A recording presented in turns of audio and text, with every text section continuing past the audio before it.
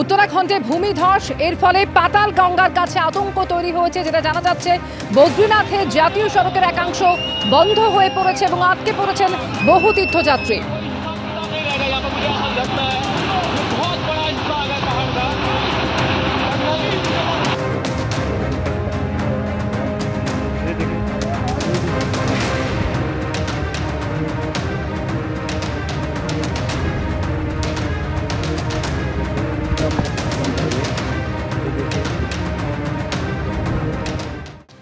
রাজ্যের 4 বিধানসভা কেন্দ্রে উপনির্বাচন ছিল আজ, আর এই উপনির্বাচনে অশান্তির কোনো বিরাম নেই। প্রথমেই বাগদা ছবি আপনাদের দেখাবো, যেখানে ছাপ্পা ভোটের অভিযোগ পেয়ে প্রার্থী বুথে পৌঁছলেন এবং সেই সময় তাকে ঘিরে একেবারে বিক্ষোভ তৃণমূলের। রীতিমতন টানা করলেন বিজেপি প্রার্থীকে।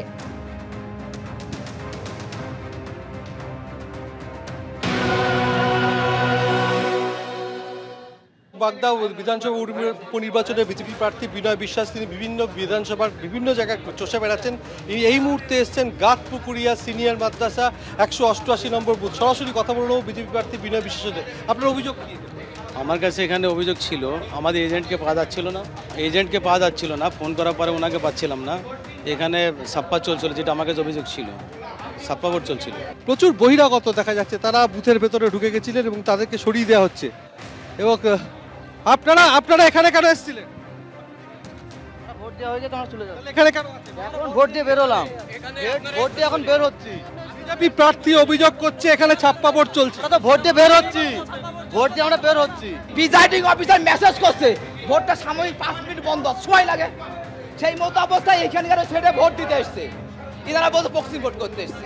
যেটা দেখলাম, ভোটার নয়, সেও ভিতরে বসে রয়েছে অনেক সময় ধরে। এখানে যে এক্স প্রধানের সামনে ভিতরে বসে রয়েছে। বিজেপি প্রার্থী বিনয় বিশ্বাসের অভিযোগ ছিল যে 188 নম্বর বুথ, সেখানে গাতপুকুরিয়া সিনিয়র মাদ্রাসা, সেখানে যখন বহিরাগতরা ঢুকে ছাপ্পা ভোট দিচ্ছিল, তখন এই ঘটনাকে কেন্দ্র করে উত্তেজনা তৈরি হয়। এই মুহূর্তে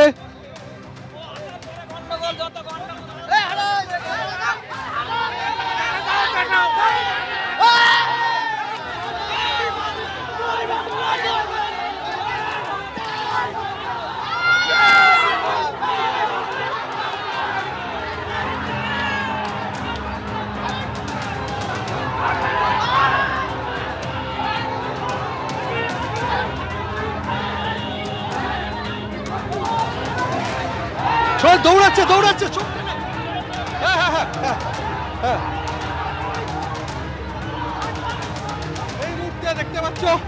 এই মুহূর্তে ছবি দেখতে পাচ্ছ যে গাড়ি ঘিরে হামলা চালানো হচ্ছে এবং তৃণমূল সমর্থকরা তারা গাড়ি ভাঙচুর করলেন। এই মুহূর্তে দেখতে পাচ্ছ রীতিমতো উত্তপ্ত পরিস্থিতি। বিজেপি প্রার্থী তিনি প্রতিবাদ করেছিলেন এখানে ছাপ্পা ভোট চলছে, তারপরে তৃণমূল সমর্থকরা চড়া হয়, তার গাড়ি ভাঙচুর করা হয়েছে, গাড়ির ওপর হামলা চালানো হয়েছিল, গাড়ির পিছনের কাজ ভেঙে গেছে। বিজেপি প্রার্থীকে দেখে প্রথমে জয় বাংলা স্লোগান দেওয়া হয়, তাকে ঘিরে ফেলেন তৃণমূল সমর্থকরা।